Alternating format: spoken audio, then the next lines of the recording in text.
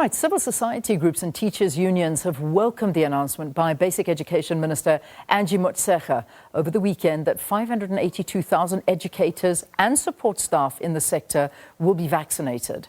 The rollout process will take place within 10 days, and it starts from Wednesday this week until the 8th of July, when schools are expected to close.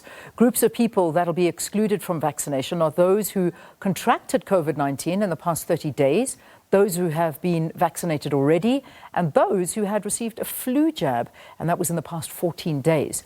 So the department said schools will remain open amidst the current rise in COVID-19 numbers, but that the situation will be monitored on a weekly basis. Dr. Nic Spaull, Senior Research Fellow and Associate Professor at Stellenbosch University, joins us now for a discussion. Good to have you, Dr. Spaull. Thanks so much for being our guest. Thanks for having me. So the announcement this weekend and kind of the vaccination movement until now, you've been a huge proponent with the call for vaccinations. Talk to us about where you stand right now. Sure.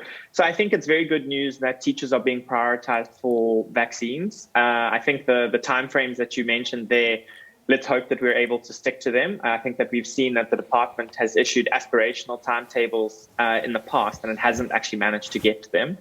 But it's a really good sign that teachers are being vaccinated and that we have the vaccines that are available for them. And let's hope that it means that we can get back to full-time schooling, because at the moment, kids are not going to school on every second day. Yeah, and that is, that's obviously a conversation in itself, because a lot of people are fearing that going back to school full-time is not a good idea. However, there are many other organizations that are saying, absolutely not, we need to get kids back to school.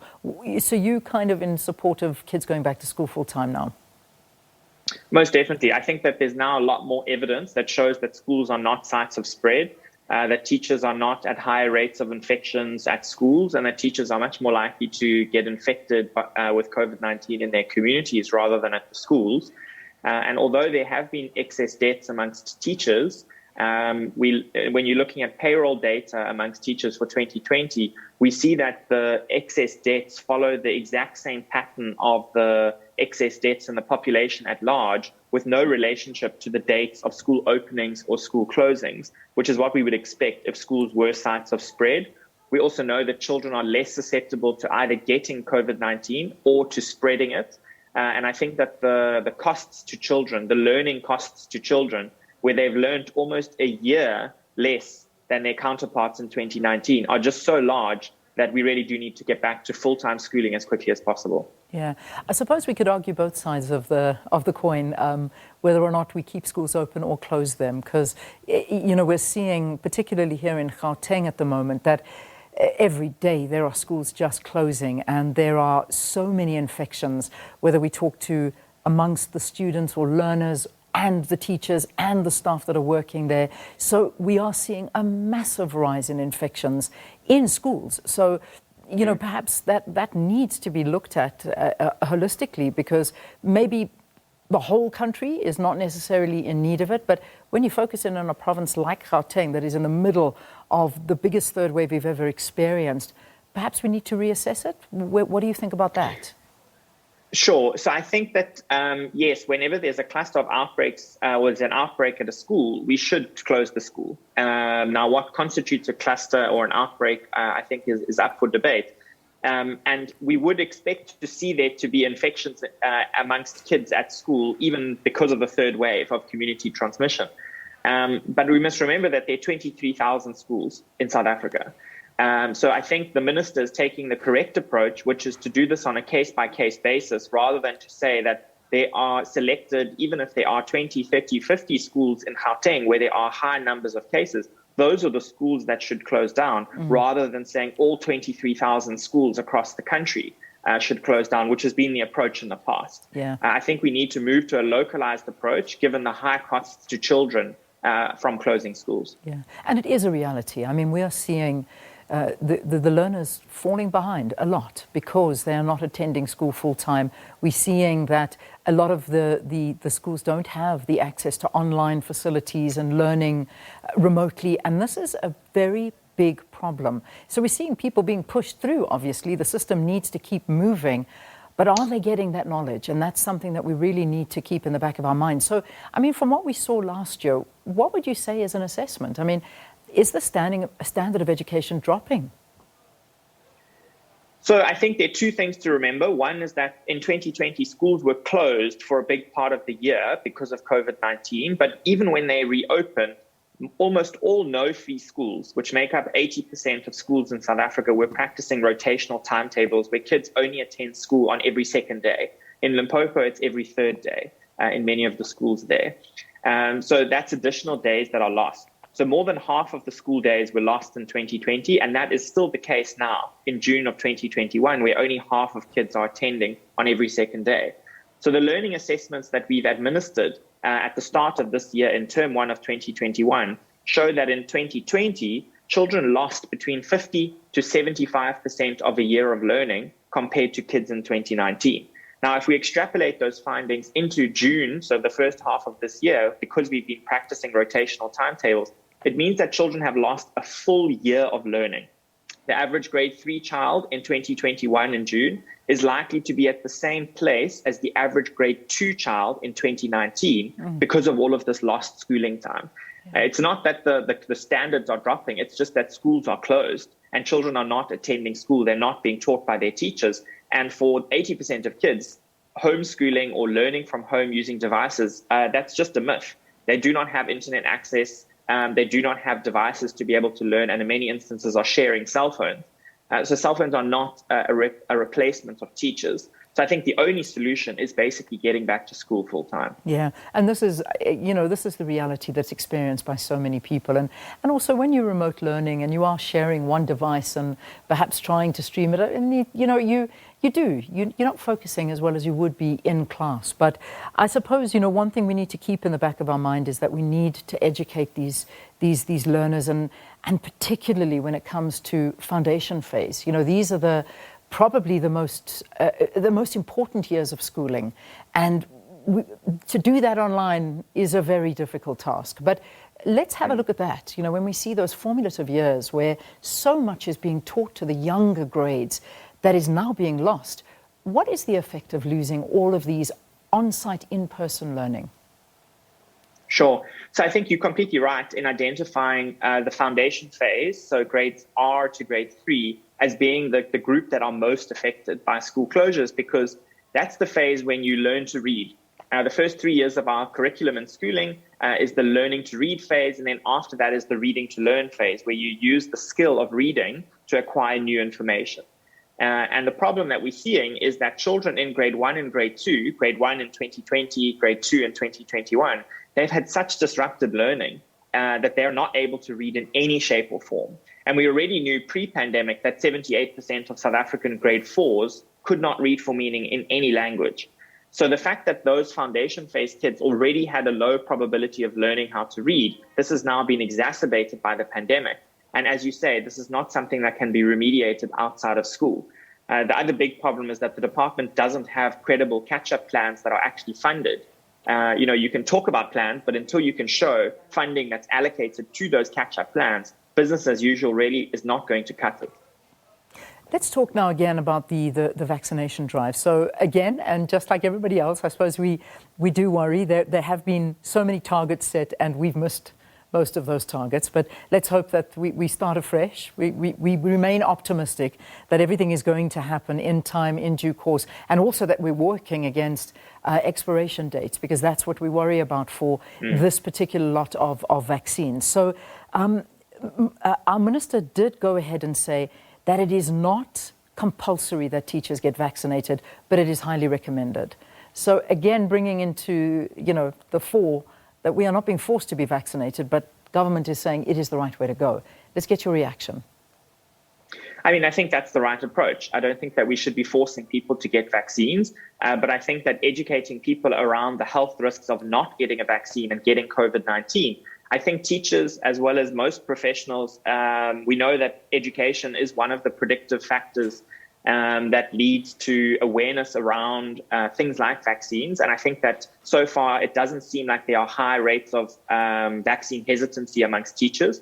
Teachers are also very well coordinated with their unions. And I think that at the moment, all of the unions have expressed strong support for this vaccination drive. So I'm not anticipating there to be problems of teachers not wanting to be vaccinated. I think that with the coming waves and people knowing people in their community that have died from COVID-19 is also a strong predictor of people that leads to them wanting to get a vaccine. I think it's more the supply problem rather than the demand problem at the moment. People are willing to get a vaccine. They just need to be told where to go to get it. And I think that the fact that we've got these 24,000 schools spread across the country and that vaccines would be distributed to the schools, I think it's promising. I think that it's viable that we could vaccinate all teachers by the end of the month.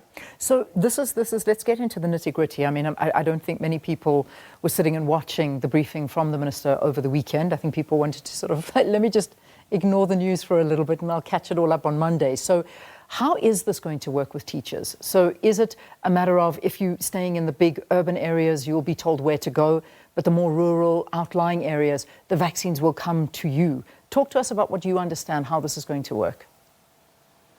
Sure. So they've announced there to be approximately 500,000 vaccines that are made available to educators and support staff. There are only 400,000 teachers in South Africa, slightly more than that if we include the private schools, but not much more. So this would include basically all personnel that are based at schools and linked to schools and education.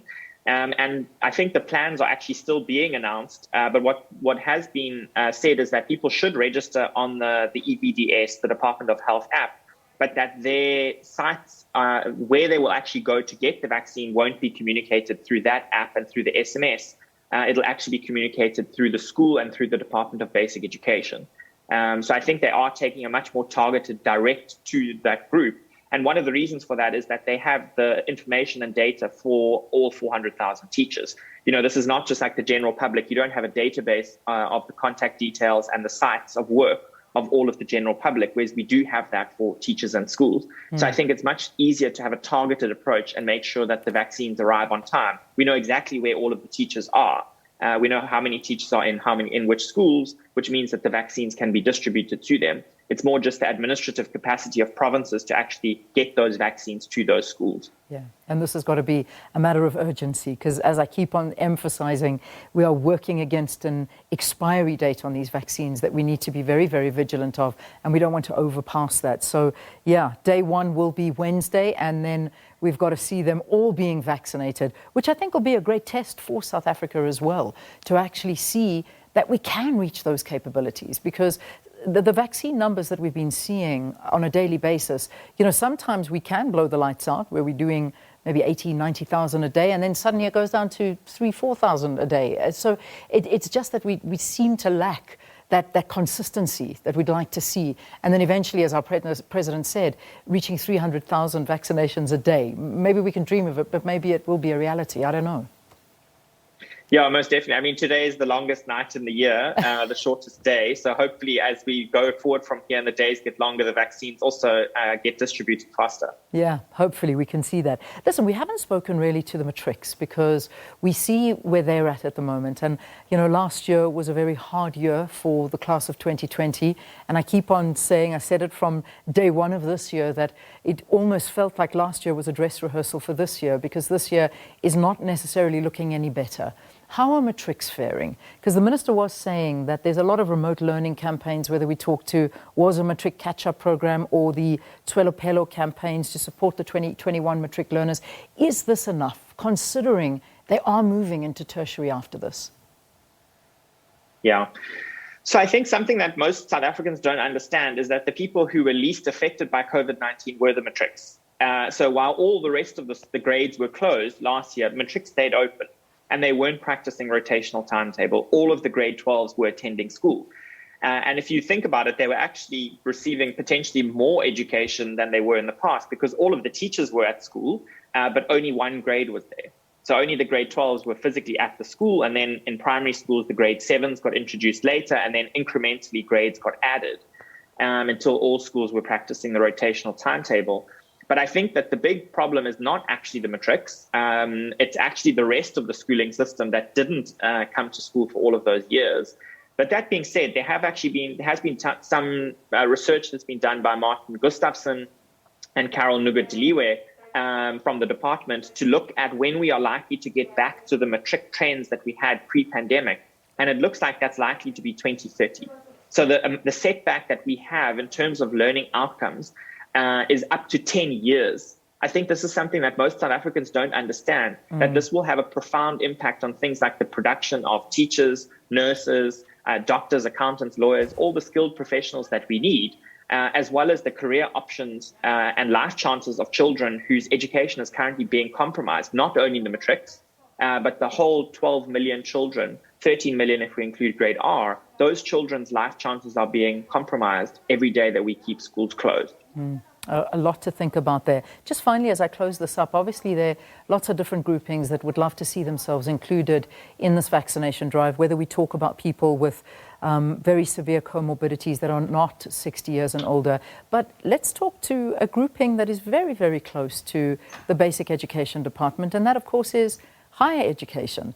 How do you, as a lecturer, feel, and somebody that works as well in lecture halls with lots of students, not being included in this drive? I mean, do you think it should have been expanded to include tertiary as well? I must say, I did Google this to see if higher education was on the cards to get priority for vaccinations. It doesn't seem that it is. It doesn't seem like there's a credible plan at the moment to prioritize higher education. I think next in line are the police after the teachers. And I think that probably does make sense. I would have probably said that they should prioritize the elderly in the universities and TVET colleges. So those over, say, 50 or 40. I think that, COVID-19 is primarily discriminating in terms of deaths based on age. Yeah. So I'm in my 30s. I'm not at a very high risk. I don't have comorbidities. Don't mind that I don't get the vaccine and that other people are prioritized. But we have lecturers who are 55, 60. If they're 60, they can get the vaccine. But others who are facing a lot of students, and these students are adults, they're above 20 years of age. Yeah. And so I do think that there's going to be a call for if we want to resume in-person teaching, which is a huge problem, particularly in the less resourced universities and TVET colleges, which can't do remote learning as easily. We do blended learning at Stellenbosch, where the students that want to be taught in person can be taught in person. The people that want to be taught via Zoom can be taught via Zoom. We do them both at the same time. It's not such an issue. But for others, I think it will be an issue. And I do think that they should be prioritized, particularly based on age. All right, let's leave it there. Nic, thanks for talking to us. Dr. Nic Spaull. He, of course, is a senior research fellow and associate professor in the economics department at Stellenbosch University. Well, it certainly does seem that he who screams the loudest gets the vaccine first. I think we in the media need to scream louder, Sakina. I don't know. Maybe it's just me being selfish, but wow. Okay, well, let's see who the next grouping will be. But that's it. We got to say goodbye to our SABC2 viewers. So thanks for watching. We'll see you again bright and early tomorrow morning. Sakina? Indeed. Please take care, and we'll be with you again tomorrow morning on SABC2. But of course, another hour